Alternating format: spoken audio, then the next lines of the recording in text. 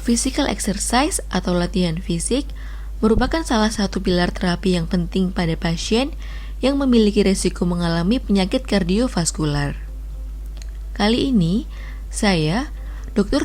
Meiti Ardiana, spesialis jantung dan pembuluh darah konsultan, selaku Ketua Divisi Prevensi dan Rehabilitasi Kardiovaskular, Fakultas Kedokteran Universitas Airlangga, Rumah Sakit Umum Daerah Dr. Sutomo, Surabaya, akan membahas mengenai latihan fisik pada penyakit kardiovaskular.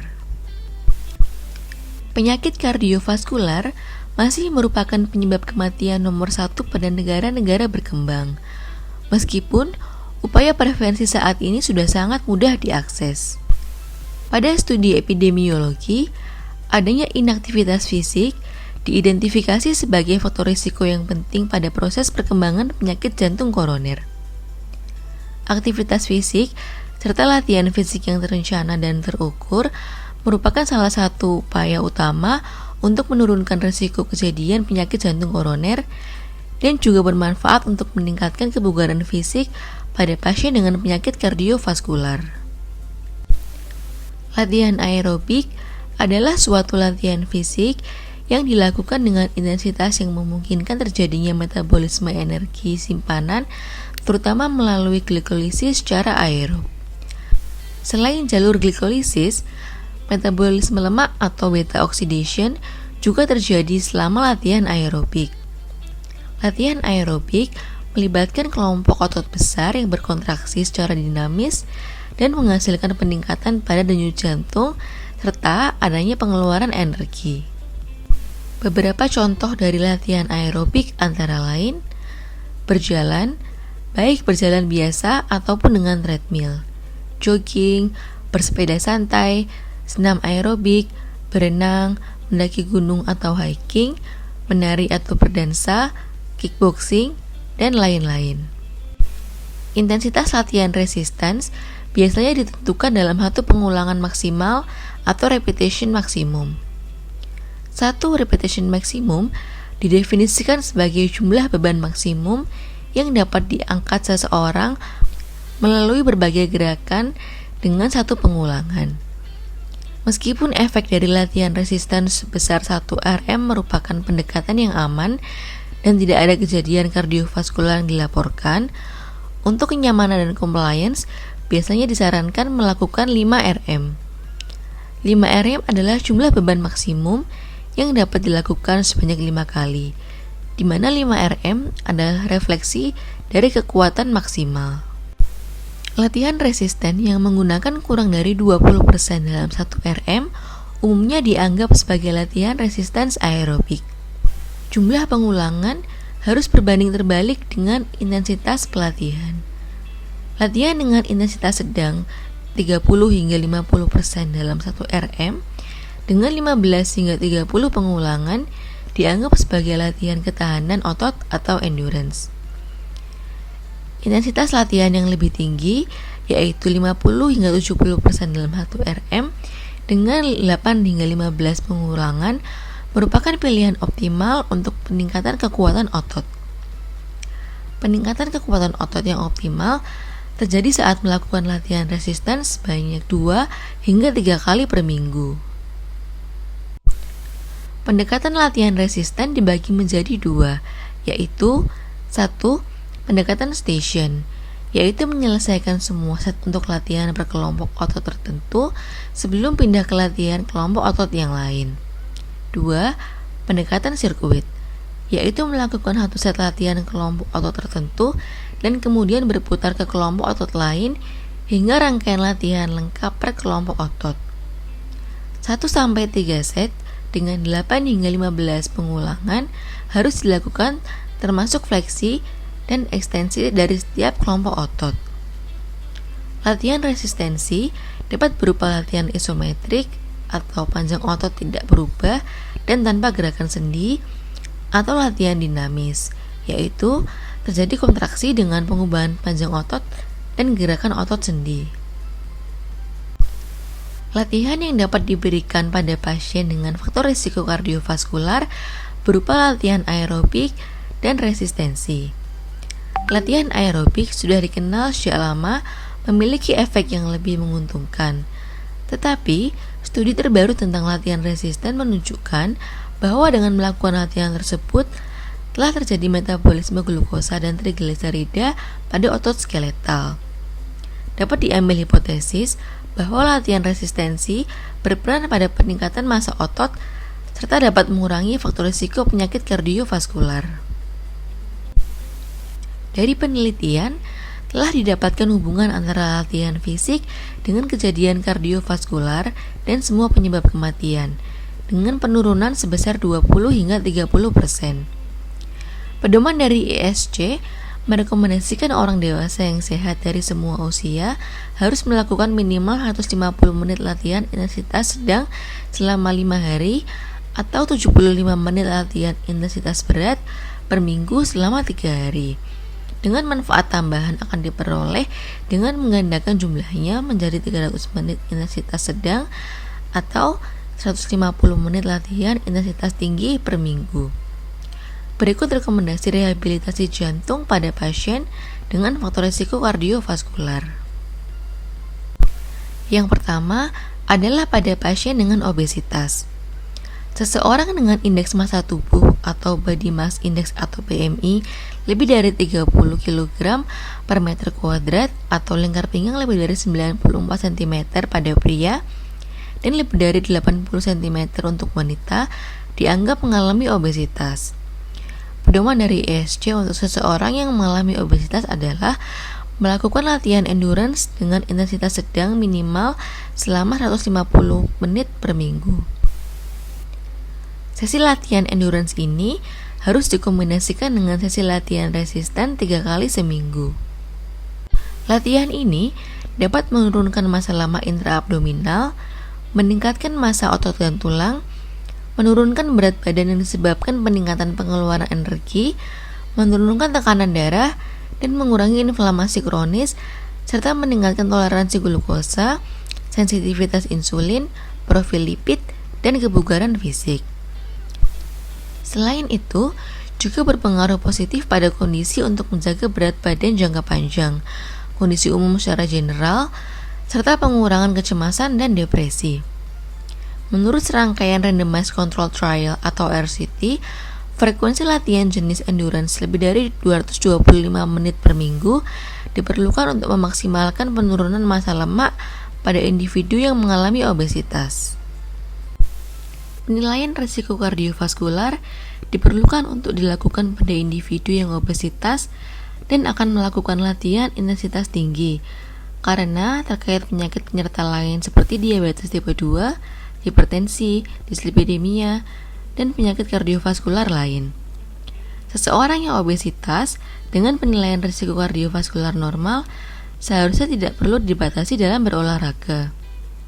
Namun harus dipertimbangkan pada individu yang obesitas untuk membatasi latihan dengan beban volume tinggi atau 2 jam per hari. Disarankan adanya waktu pemulihan yang cukup di antara periode latihan dengan waktu optimal 48 jam.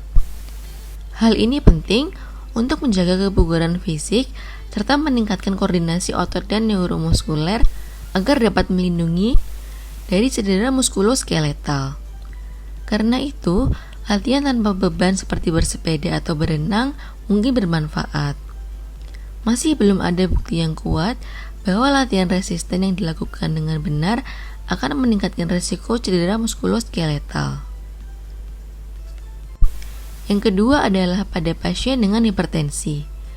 Tindakan non-farmakologis harus dipertimbangkan sebagai langkah pertama dalam manajemen hipertensi, meliputi pembatasan asupan garam dan konsumsi alkohol, penurunan berat badan, diet seimbang, dan berhenti merokok. Jika perubahan gaya hidup tidak menurunkan tekanan darah setelah 3 bulan, obat antihipertensi harus dimulai jika systolic blood pressure tetap di atas 140 mm/Hg. Terapi antihipertensi bersamaan dengan intervensi gaya hidup harus dipertimbangkan pada semua individu berusia lebih dari 65 tahun dan di bawah 80 tahun.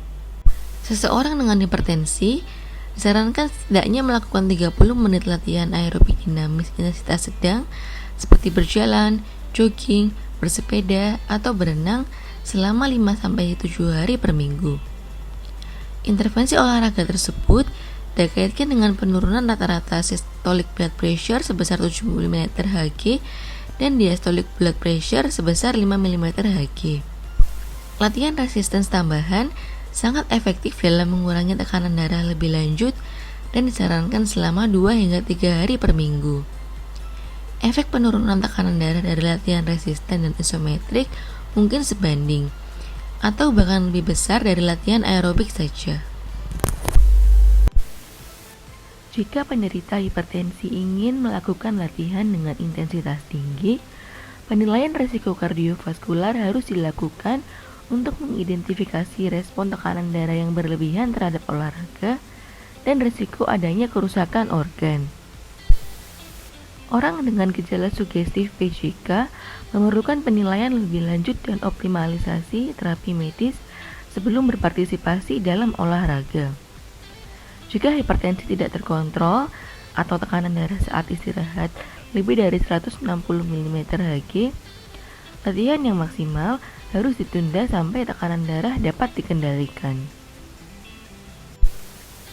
Pemberian beta blocker dilarang dalam olahraga kompetitif karena dapat menyebabkan bradikardi dan atau menurunkan kapasitas latihan aerobik. Diuretik dilarang di semua olahraga kompetitif. Angiotensin converting enzyme atau ACE inhibitor, pengawet reseptor angiotensin 2, dan kalsium antagonis adalah pilihan obat yang lebih disarankan pada penderita hipertensi yang berolahraga. Ketika tekanan darah tidak terkontrol, dianjurkan untuk melakukan pembatasan sementara dari olahraga kompetitif, namun masih bisa melakukan olahraga jenis keterampilan. Pada individu dengan profil risiko tinggi, termasuk mereka yang memiliki kerusakan organ seperti telah terjadi hipertrofi ventrikel kiri, didapatkan disfungsi diastolik, bukti penebalan dinding arteri atau plak aterosklerotik, retinopati hipertensi, peningkatan kreatinin serum, dan atau mikroalbuminuria, di mana tekanan darah sulit dikendalikan, sehingga partisipasi dalam semua olahraga kompetitif harus dengan pertimbangan yang matang. Yang ketiga adalah pada pasien dengan dislipidemia. Latihan fisik memiliki efek menguntungkan pada metabolisme lipid dengan mengurangi angka trigliserida serum hingga 50% dan meningkatkan kolesterol HDL sebesar 5-10%. Efek latihan ini dapat dicapai melalui 3,5 hingga 7 jam latihan fisik yang cukup tinggi per minggu atau 30 hingga 60 menit setiap harinya. Pada individu dengan hipertrigliseridemia atau hiperkolesterolemia, intensitas olahraga yang lebih tinggi dianjurkan karena dapat meningkatkan profil lipid dan mengurangi risiko kardiovaskular. Sebelum memulai latihan dengan intensitas tinggi, penilaian klinis harus dilakukan dengan melihat gejala, hasil tes treadmill, serta pencitraan fungsional atau cardiac CT angiografi. Penilaian ini disarankan terutama pada hiperkolesterolemia familial.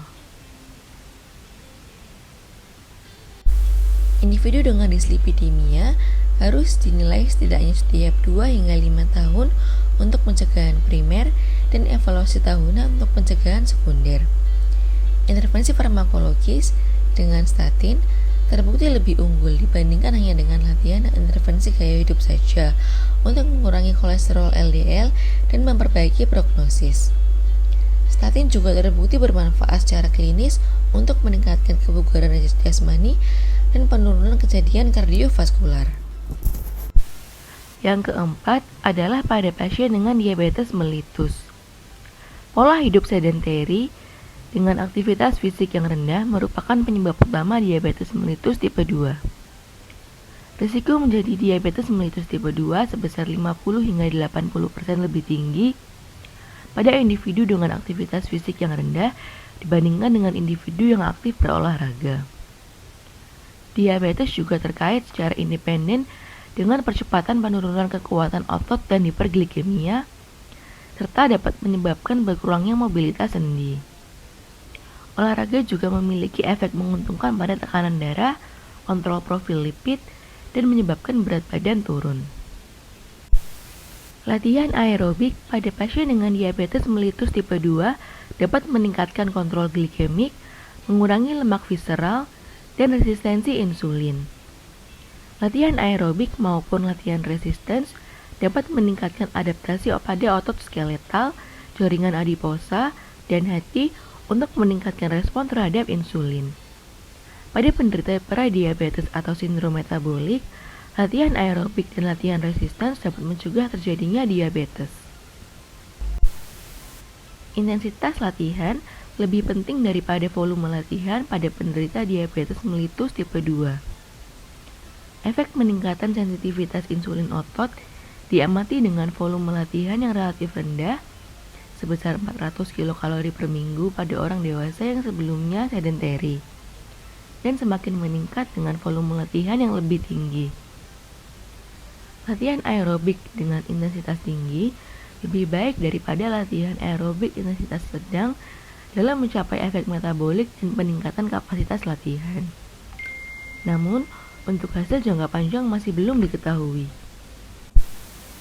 Baik latihan aerobik maupun resistance efektif untuk mengendalikan indeks glikemik, penurunan tekanan darah, penurunan berat badan, peningkatan kapasitas latihan puncak, dan penurunan dislipidemia.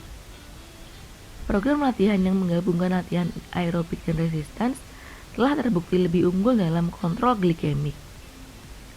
Program latihan yang ideal untuk mencapai manfaat optimal pada pasien diabetes adalah olahraga harian minimal dengan intensitas sedang. Misal jalan cepat setidaknya selama 30 menit, latihan resisten selama 15 menit, dan aktivitas dengan intensitas lebih ringan seperti berdiri, berjalan kaki setiap 30 menit, serta dilakukan hampir setiap hari. Yang terakhir adalah latihan fisik pada pasien dengan penyakit jantung koroner stabil. Latihan fisik dengan workload tertentu diduga dapat menghasilkan penurunan tingkat iskemia pada pasien dengan penyakit jantung koroner. Peningkatan perfusi miokard tidak hanya disebabkan karena penurunan heart rate. Berikut mekanisme yang diduga berkontribusi terhadap peningkatan perfusi miokard sebagai hasil dari latihan fisik. Yang pertama, yaitu koreksi parsial dari disfungsi endotel. Kedua, pembentukan kolateral. Ketiga, regresi pada stenosis koroner. Keempat, vaskulogenesis. Dan kelima, berkurangnya aktivasi platelet. Pada pasien penyakit jantung koroner dengan risiko rendah, direkomendasikan latihan aerobik dilakukan minimal 2 jam per minggu pada 55% hingga 70% maksimum workload atau max atau maksimum heart rate. Pada pasien dengan risiko sedang hingga tinggi, direkomendasikan untuk dilakukan program secara individual dimulai dengan kurang dari 50% maksimum workload dengan latihan resistensi minimal 1 jam per minggu dengan repetisi 10 hingga 15 kali tiap setnya. Dapat kita ambil kesimpulan bahwa obesitas, hipertensi, dislipidemia, dan diabetes mellitus adalah faktor risiko utama penyakit kardiovaskular. Dengan penghitungan faktor risiko kardiovaskular, dapat ditentukan latihan fisik yang disarankan untuk membantu pencegahan kejadian penyakit kardiovaskular dan kontrol faktor risiko. Rekomendasi untuk melakukan program latihan fisik disusun berdasarkan respon fisiologis, pemahaman tentang konsep dan karakteristik latihan fisik, serta implikasinya apabila dilakukan oleh pasien kardiovaskular. Latihan fisik, baik berupa latihan aerobik maupun resistensi, aman dilakukan pada pasien dengan risiko penyakit kardiovaskular dan dapat memperbaiki outcome serta kualitas hidup pasien. Demikian penjelasan latihan fisik pada penyakit kardiovaskular. Semoga dapat bermanfaat. Terima kasih.